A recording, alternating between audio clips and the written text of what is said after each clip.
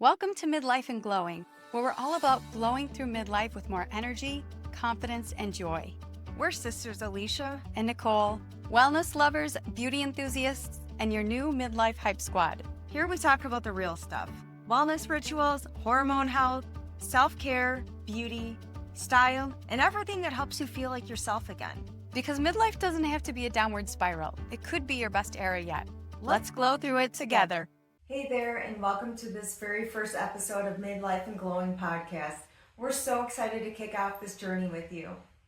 Today, we're keeping it real and wanted to share who we are, why we started this podcast, why perimenopause deserves way more love and attention, and why we think midlife is just the beginning of your best era yet. Let's get into it.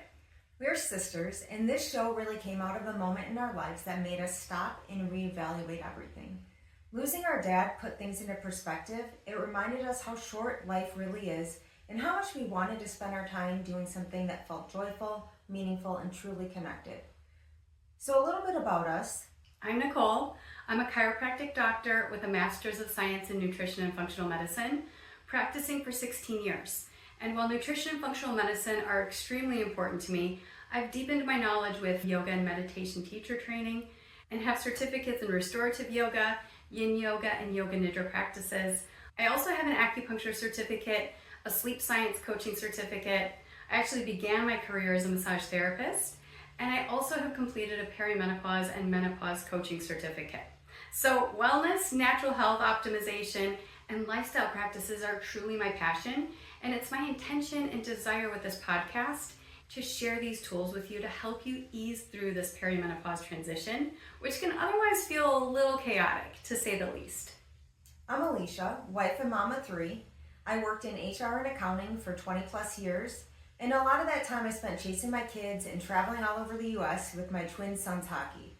Now that my kids are older, I decided to step away from my job and switch gears into things I'm passionate about. I've always had a love for fashion and makeup and all things beauty, and that started at a very young age.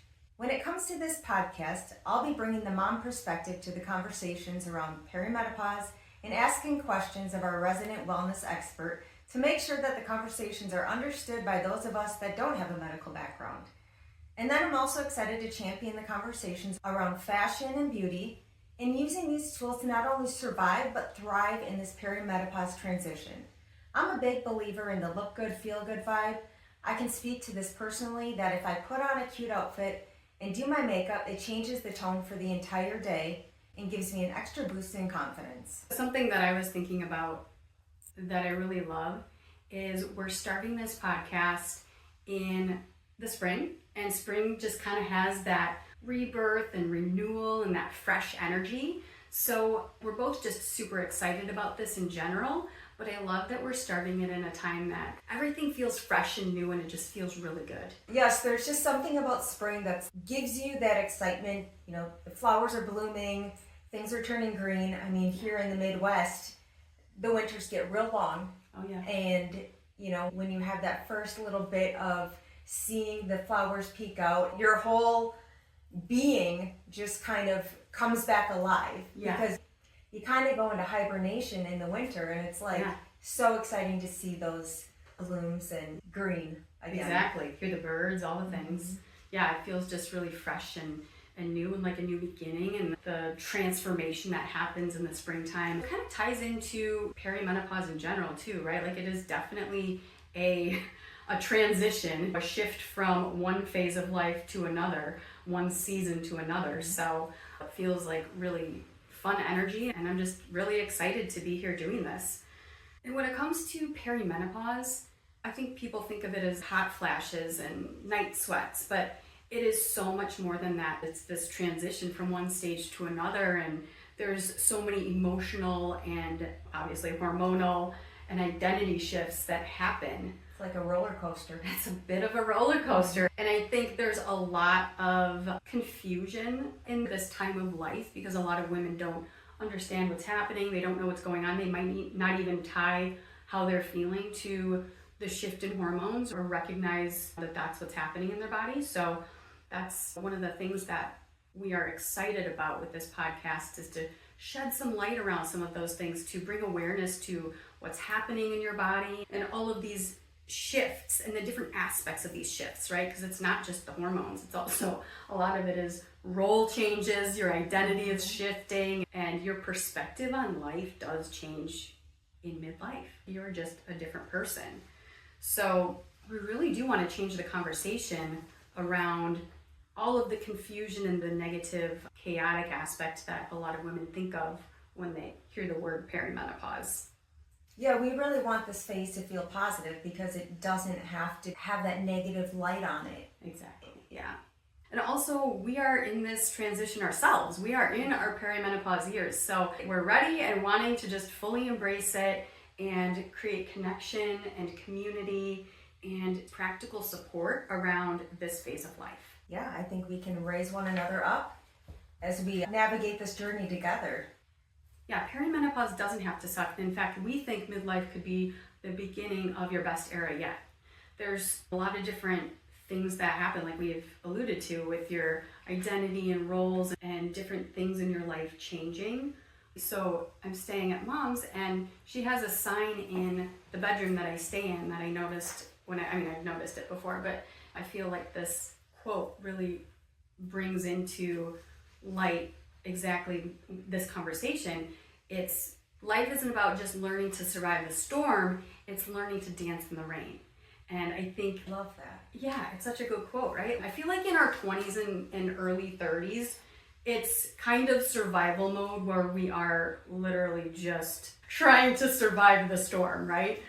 And Figure yourself out. right. I mean, you're really kind of coming into your identity at that time. Yeah, you don't fully know all of the things that you want. And some of your identity is put on you by external factors, right? Like being a mother or having a certain role at work or whatever. And you just are trying to survive. You're trying to get through it the best that you can. And I think your awareness around learning to dance in the storm, really, you can appreciate it so much more after you've kind of been through some of that, like survival mode stuff, yeah. Right? You've kind of been through the things. You can really appreciate the need to learn to dance through the storm. In your 20s and 30s, you're pleasing, proving, performing, just trying to figure yourself out and maybe going along with things that aren't as genuine. Mm-hmm. Just to kind of get through it, because at that point you may not know any better. After going through those things, you're more aware of what actually matters and what doesn't, what's important to you and what isn't. Those life experiences really can shift your perspective. Yeah. And make you who you are. Right. And in perimenopause, I feel like you see those things. You're clearer on your boundaries, what your needs are, and you're ready to step into that more than you are when you're younger. When you're younger, you're still you're in that pleasing, improving stage. And in midlife and in your 40s, 50s, you are more clear and more ready to step into the person that you choose, that you want to be. You have that bit of confidence, and your experiences have shaped you into who you're becoming. And also you're more willing to be honest, right? To kind of shedding the facade that maybe you put on because you think this is how you're supposed to act in this role, this is how you're supposed to do things, or this is the socially accepted way to handle this. And in midlife, you just are kind of ready Your give a dams are busted a little bit. Yeah, you're ready to give no F's and take away the filter. Yeah, and ready to just be yourself and not worry about what everybody else is trying thinking or being that person. People have this expectation of you, and by midlife, you're kind of just like, well, I'm just going to be me. Right. And if you have that expectation, that's your fault. Yes, exactly. And I feel like that honesty, kind of stepping into the transformation and the season shift, the identity shift that comes with midlife, is that honesty creates the space for it.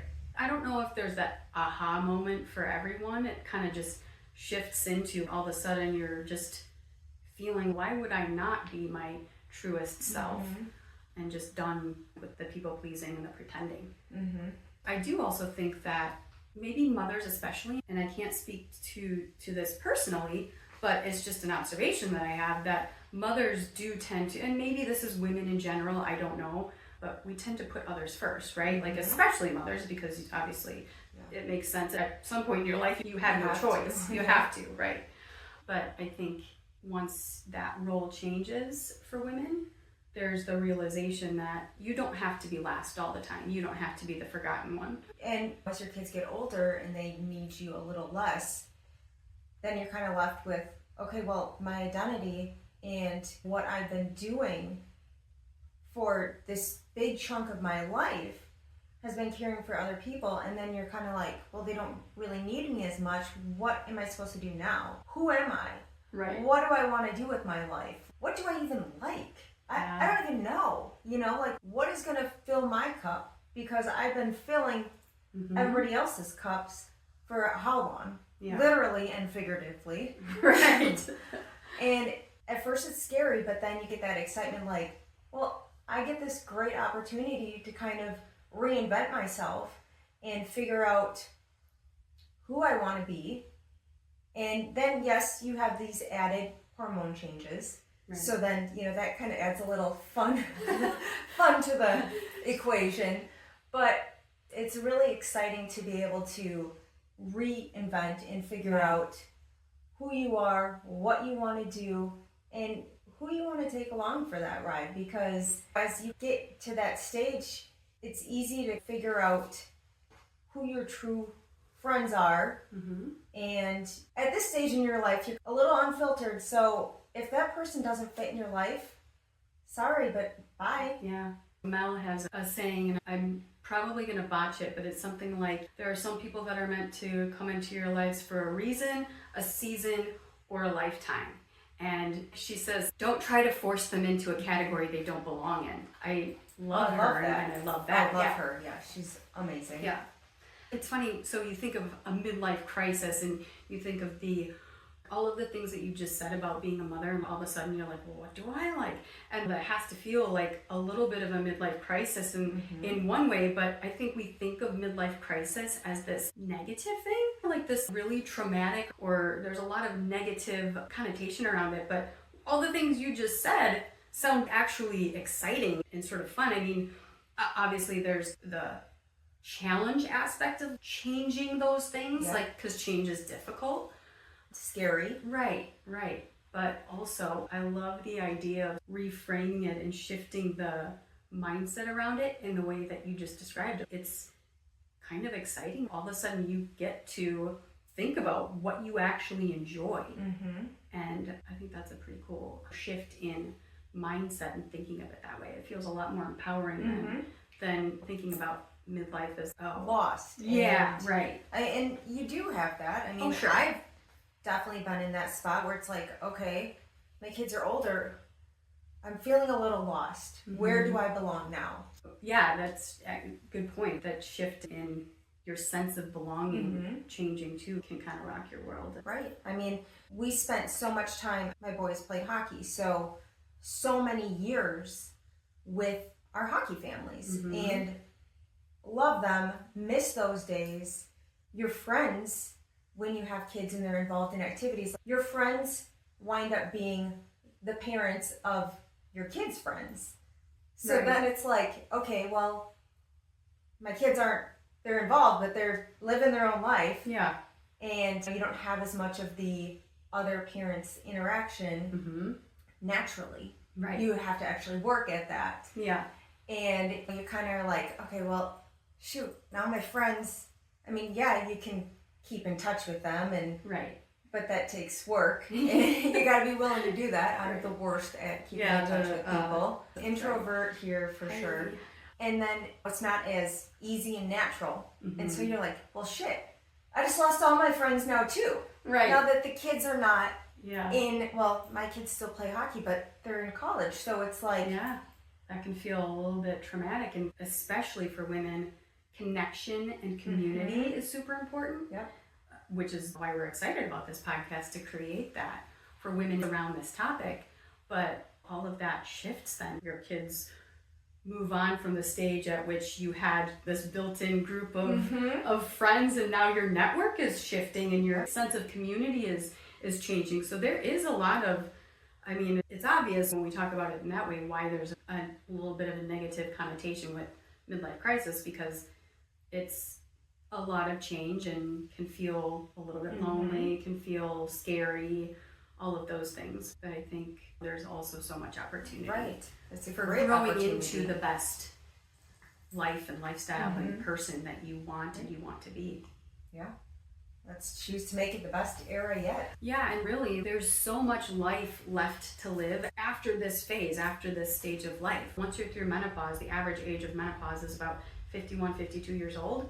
If you're living into your 80s and 90s, which is what I'm sure most of us hope to achieve, you are having so many years post-menopause of a beautiful life to live. And I think that's pretty spectacular too. It's going to feel maybe a little rocky going through this perimenopause transition, but I think the goal and what we're hoping to help you with is to help you ease through that a little bit more comfortably and with community and support, and then knowing that you still have so much fun ahead of you and we have so much to look forward to. Absolutely. And also the thing to keep in mind is you actually have more control than you think. I think a lot of women think about perimenopause as this shitstorm of hot flashes and night sweats and feeling not your best, but there really is a lot that can be done in the way of lifestyle, and what we're hoping to bring to the table and to the conversation and to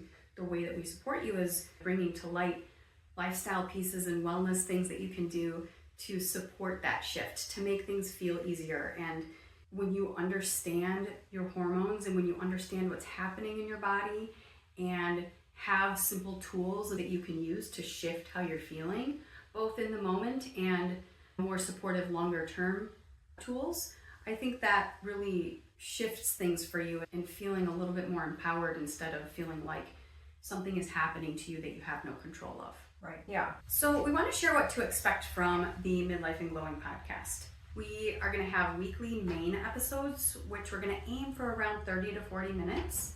And then we'll have Glow Bites, which are mini episodes that will also be weekly, and they'll be around 5 to 15 minutes. The topics we'll be covering are wellness, hormone health, mindset, self-care, real talk about perimenopause, beauty, makeup, skincare, and fashion. Our aim is to always be practical, honest, and actionable. There's no judgment here. This is just real conversations about this real life, inevitable transition. If you're watching us on YouTube, say hi in the comments. We'd love to get to know you. And if there's anything you hope we'll cover on the podcast, please let us know. We're here to serve you and support you through this time in your life. So let us know what questions you have. And hey, before you go, if you're craving a little more support and inspiration, subscribe to our free 5-day glow letters where we share notes straight to your inbox full of wellness tips, mindset shifts, and midlife glow boosts to support you through perimenopause. Next week, we're diving into when perimenopause actually starts, what it looks like, and what's really going on inside your body. Thanks for hanging out with us on Midlife and Glowing. If you loved this episode, it would mean the world to us if you'd follow the show, leave us a review, or share it with a friend who's glowing through midlife right alongside you. Let's make it our best era yet. We'll see you next time.